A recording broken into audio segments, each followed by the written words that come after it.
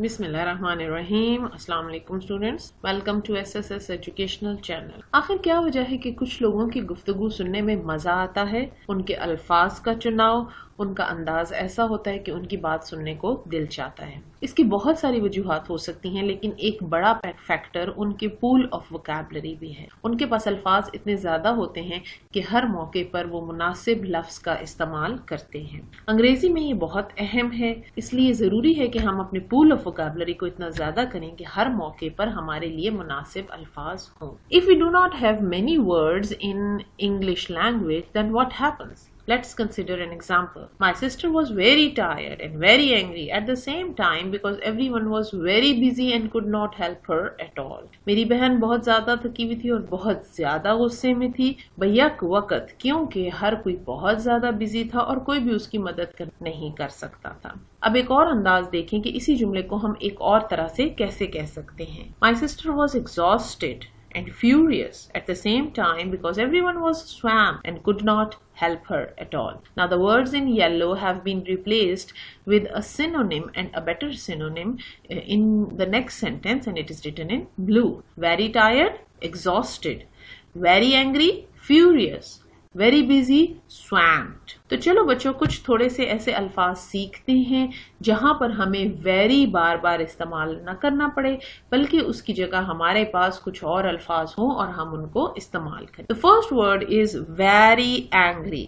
Furious means very angry. Furious is a replacement for the expression very angry. अगर आप देखें तो आपको तस्वीर में नजर आ रहा है कि बहुत ज्यादा गुस्से में कोई हो तो हम उसको कहते हैं he is furious because dash dash dash.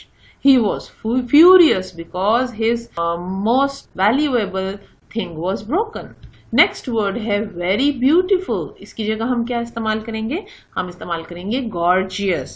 Gorgeous. The third word is very big, और वेरी बिग की जगह हम इस्तेमाल करेंगे massive. The word massive means very big. Now look at this picture. एक बॉल, फुटबॉल के बारे में आप सोचें तो आपके ज़हन में इतना बड़ा फुटबॉल तो नहीं आएगा ना। तो अगर इतना बड़ा फुटबॉल कहीं पर लगा है तो ऑफ कोर्स इट्स मैसिव, क्योंकि आम साइज का फुटबॉल और इस फुटबॉल का साइज जिसका अंदाजा आपको हो रहा है कि इस बंदे ने अपने सर के ऊपर उठाया हुआ है, तो it is massive. The fourth word is very boring. Very boring की जगह हम क्या इस्तेमाल करें? डल। डल। डल मीन्स वेरी बोरिंग। कोई चीज बहुत ज्यादा, the physics class was dull, whereas the history class was very interesting. Very noisy. Very noisy. Very noisy के expression से बचने के लिए हम क्या लफ्ज इस्तेमाल कर सकते हैं? Deafening. Deafening. Deafening means very noisy. So you can see in the pictures what is the meaning of deafening. The next word is very poor. Very poor. Someone who has no money at all. Destitute. Very poor को avoid करने के लिए आप इस्तेमाल करेंगे destitute. Destitute. Someone who is penniless, जिसके पास कुछ भी ना हो, ना घर हो, homeless हो, ठीक है, और लोगों से भीख मांगने की नौबत आ जाए तो it is called he is destitute. The next word is very creative. Very creative को express करने के लिए हम कहेंगे innovative. Means very creative. Someone who has many ideas. Oh, he has got an innovative personality. Yes, this is an innovative idea. Let's implement it. तो बच्चों, ये थे हमारे आज के वर्ड्स। आई होप आपको अच्छे लगे होंगे और आपको याद रहेंगे। इन वर्ड्स को अपनी कॉपी में लिख लें इंशाल्लाह, और इनके हम आगे चल के सेंटेंसेस बनाना भी सीखेंगे, और इसी तरह हमारा पूल ऑफ वोकैबुलरी बढ़ता जाएगा एंड हमारी इंग्लिश बहुत बेहतर होती जाएगी।